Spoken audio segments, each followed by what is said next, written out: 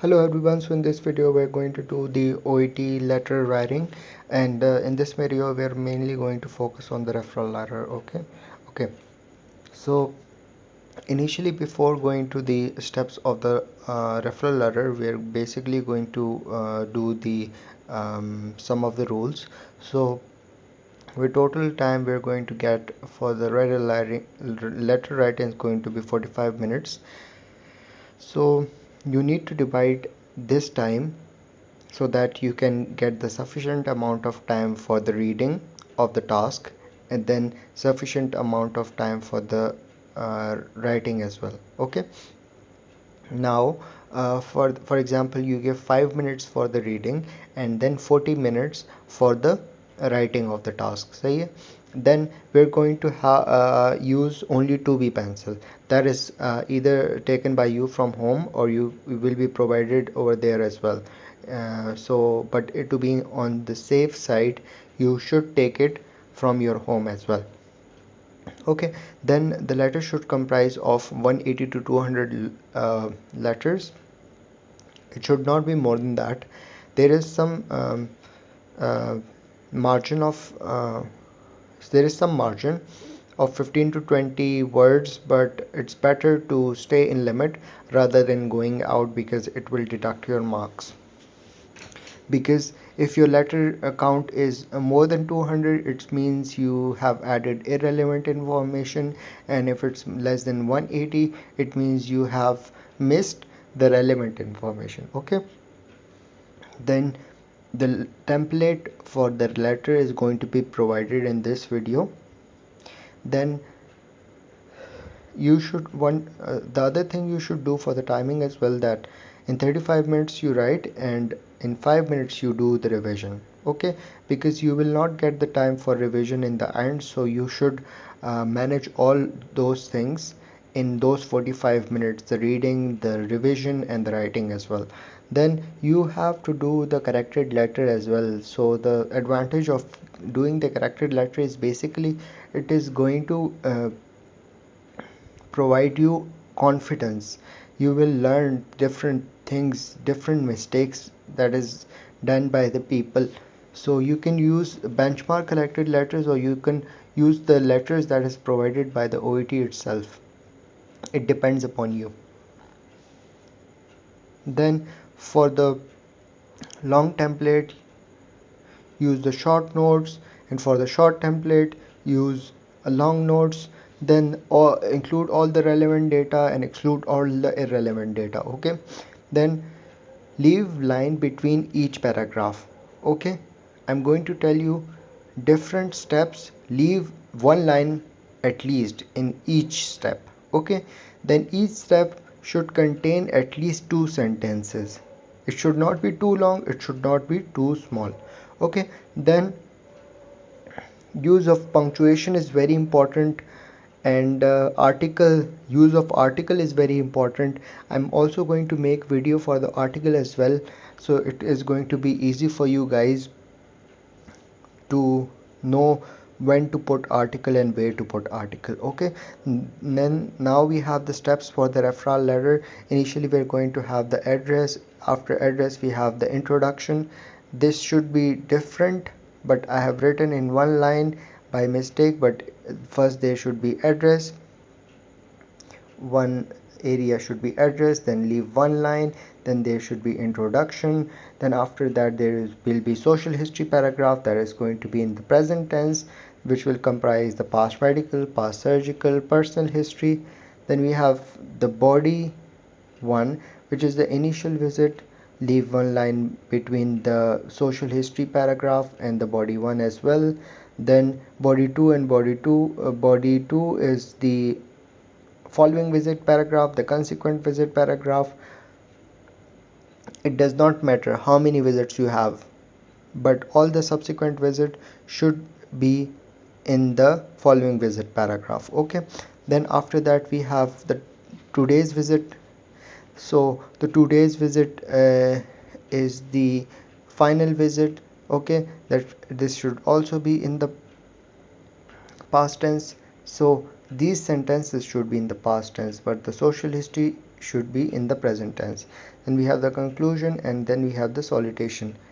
Every step, write every step and leave one line. Okay, there should be a one line difference between each step. Okay,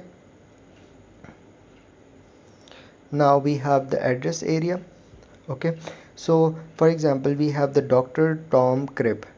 Okay, so the Dr. D should be capital, the Tom T should be capital, C Cribb C should be capital, physician G should be capital, journal G should be capital, physician P should be capital. It's right, it's written small but it has to be capital. Okay, then we have New York, so New York NY and hospital should be capital as well, the way it is written over here. Then we have the date.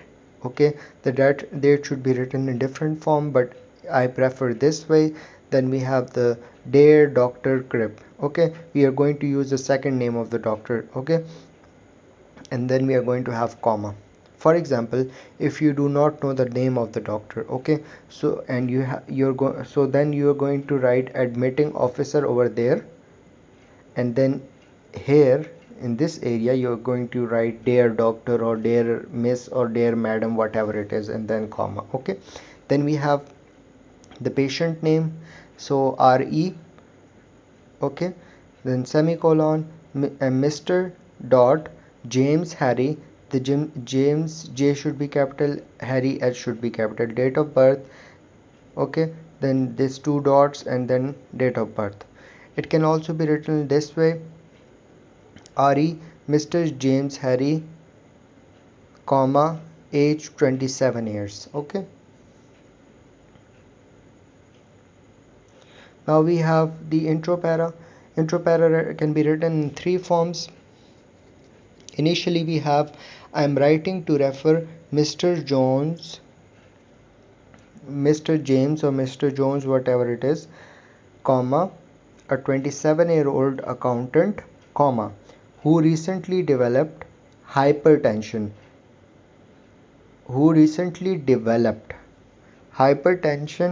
your management would be highly appreciated.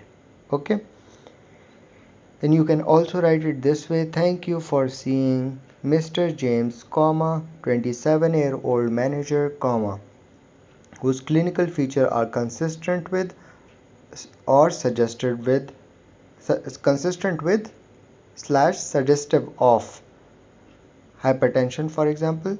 Your further management would be highly appreciated. There is difference between consistent with and suggestive of. If you're not sure about the diagnosis, so then you're going to write suggestive of, and if you're sure about the diagnosis, then write consistent with. Then we have another format. I'm writing to refer Mr. James, comma, a 27-year-old barber who is presenting with signs and symptoms suggestive of hypertension. I would be grateful if you could manage his condition as you think appropriate or as you think appropriately. Okay, then we have the social history para. Say, and the social history para can be written in different forms. Mr. James is single. Regarding his family history or regarding his medical history, he is suffering from hypertension, for which he has been taking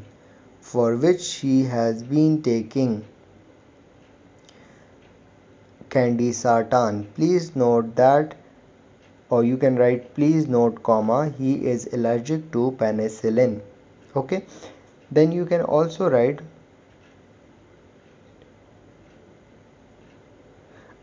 Mr. James is a widow man and has two children. He has a medical history of hypertension. Please note he is allergic to penicillin. The next one is Mr. James is single man. His past medical history is unremarkable, apart from hypertension, which is being managed accordingly. Please note, comma, he is allergic to codeine, penicillin, whatever it is. Mr. James is married and has 3 children. His medical record revealed that he has a long history of hypertension, for which he has been taking candesartan. It's worth mentioning he is allergic to penicillin. So, I guess you have noticed one thing. If there is some kind of very important information or very alarming information, for example, please note, comma, he is allergic to penicillin, or you can also write, please note that, then there is no need of comma. So, okay, so please note, he smokes every day, or you can also write, please note, he is smoker and drinker. It is worth mentioning Mr. James is a smoker, or it is worth mentioning that Mr. James is allergic to penicillin. Now we have the initial visit para. So you can write on 10320, or you can write initially on date Mr. James presented with, attended my clinic with 2 day 2 days history. Then if you got all the features, then you are going to write consequently, as a result, therefore, antibiotics were prescribed and 2 weeks later he developed and whatever it is, depend upon the case. Okay, then after that we're going to have the today then we are going to have the subsequent visit para. So all the subsequent visit para should be all the subsequent visits should be included in that single para. Then at last we are going to have the today's visit para, that I already told you that the body 1, body 2 and body 3 should be in the past. Okay, so for example, today's visit, on today's visit Mr. Jones accompanied by his mother with the complained of dash dash dash, for example hypertension. On examination, comma, enlarged lymph node were noticed. He is given dash, for example candesartan. Additionally, relevant blood plus along with chest x-ray were ordered. Okay, then in view of the above, I am referring Mr. Jones for further management of his condition. In view of the above, I am referring Mr. Jones for further management of his condition. Okay, you can also write in view of the above or in light of the above. I would be grateful if you could manage Mr. Jones accordingly. Then we have, should there be any query, please do not hesitate to contact me. Okay, this para is not included in word count. Okay, then at the end we are going to have the salutation, which has yours sincerely, sincerely as should be small, comma, then you leave one line space, and then we have the doctor.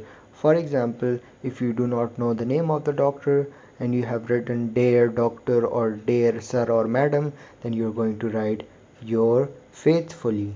Faithfully, F should be small, and doctor full stop. That's it. We're done with the format of the referral letter. If you guys have any question, you guys can ask. Until next time, take care. Goodbye.